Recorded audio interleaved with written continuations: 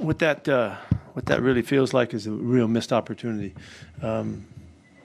Just in general, Monday night was just part of that, but in the division, it was a real opportunity, and we didn't play well enough on the offensive side with the turnovers that add up. That'll be what you talk about and all, but it really we didn't play well enough, and they covered us up pretty good.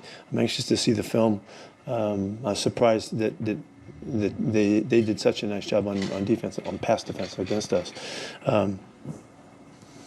We came out of it okay as far as getting banged up. Happy about that. Really like what's going on in the defense. Couple second halves here, just terrific D, and we're going to need that to play together. But we know we missed the opportunity, and there's so many different ways that we'll get better, and so we got to go back to work really quickly and get ready for this game coming up. Pete, I know you said it's easy to look at the turnovers, but we got to look at the turnovers. Three interceptions by the quarterback. That's usually a non-starter. Anything that you could put your finger on that? Yeah, well, he took a couple shots. He threw a couple bombs down there, and one of them was on about the 2, and the other one was in the end zone. I think, if that's right. Yeah, the reason that he got there because we had time to hold the football, so we protected okay, and we didn't get the ball thrown underneath. That's what I wish we would have done. I wish we would have not taken those shots.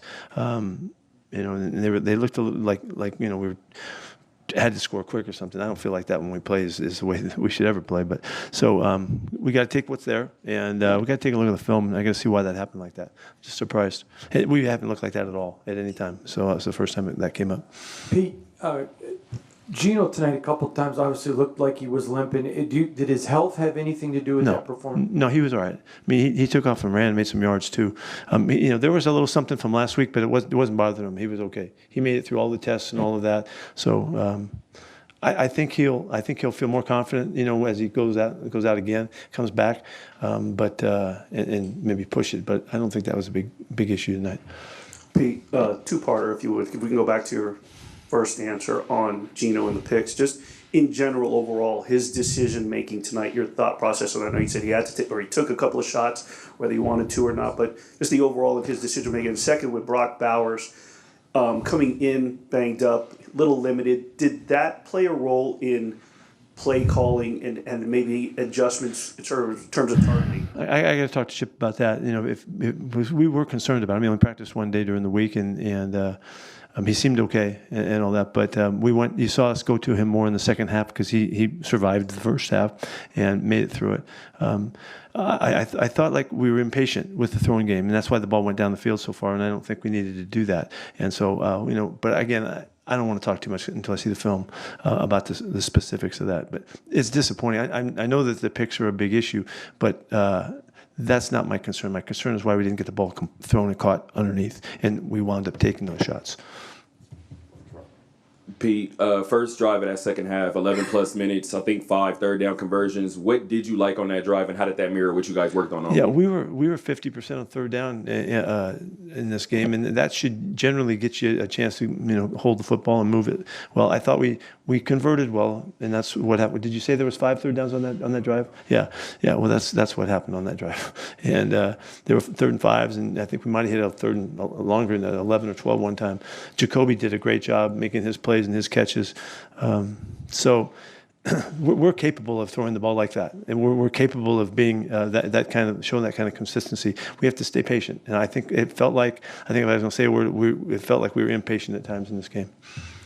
Pete, less than 20, right over here, Pete. I'm sorry. Less than 20 carries tonight for Ashton Genty. Any reason why you haven't been able to heavily feature him? And is that something you want to, get going? We're just getting started. We're just getting started. He's breaking into the NFL. He's figuring it out. When he had 11 or something carries tonight, is that what he had? 11, yeah. He'll get more. That'll come. We're going to have to run the football better than we did, more effectively. We got to get more yards. We had 50 or 60 yards or something rushing. That's not enough. We got to get more than that. So. I'd like to see that just as well as you would, but as far as pushing the issue with him, trying to get him 25 carries or something like that, we're breaking him in, and so that'll come. Yeah, Pete, your first home game here. the fans were allowed. I'd just like to get your impressions of Allegiant Stadium as the I thought the crowd was excellent. I thought that was a fantastic crowd, and they were a factor, and you could feel them. They rose to the big occasions when we needed them to. We needed to give them more to cheer about and get ahead in this game so we could feel what that would be like. But I thought it was a really good showing, and it felt like a real home game with an advantage. So I was really pleased. But I didn't know what to expect, so I was really pleased with that. Hey Pete, you mentioned it a couple times earlier in these earlier comments when Gino was when he turned the ball over. He was throwing the ball on 3rd and 6, 3rd and 15 after either a neutral or a negative play right ahead of it. How do you build more balance on 1st and 2nd down? Yeah, we didn't feel like there was consistency, and that's part of the question about the running game being kind of in the middle of all of that. What happened tonight? Gino's a 70% guy, and I don't know, he wasn't that tonight, and the more so was because of the attempts that we made. I thought that took away from that, and we just got to take what's given to us. I'm not sure that that's the case until I see the film, but I bet that's what it is. Coach, great work on the on the defensive side today as well. Could you raise your hand? The lights are set, so I center. can't find you. Okay. Great movement here on the defensive side. What are your thoughts on the big plays you guys made late in the game to give yourself some hope? Yeah, I think this is a defense that's going to come together and continue to be really difficult on our opponents. The running game has not been the issue at all. We've been able to get some rush. We've made some plays. Our corners made some nice plays tonight.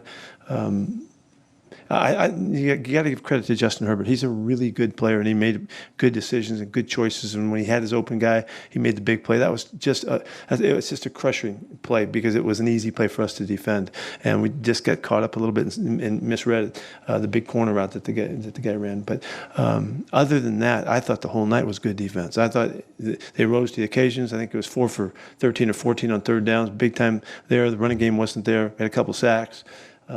And we made some plays, So I think that's a big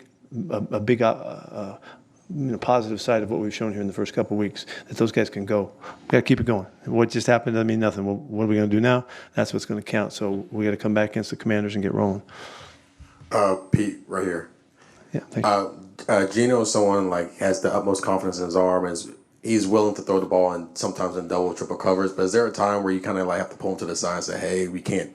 Yeah, it felt like that tonight. That's right. It felt like that tonight, and he had a lot of time back there. He had a chance to look and see. Didn't like what he saw underneath, and gave those guys some shots down the field, which he's tremendous at doing, basically. So I'm not supporting some of the choices there. I need to see what happened though. I want to see if he had other options that we could have got the ball out of his hands. So. He'll play. He's been a 70% guy for the last 4 or 5 years. He'll be right back at it, just like he was last week. Pete, there was a report that Tom Brady meets 3 times a week or so with Chip Kelly, goes over film with them. We saw him up in the booth with a headset on. I just was curious your thoughts on that level of participation with Tom Brady. Yeah, that's not accurate. That's not accurate. That's not accurate.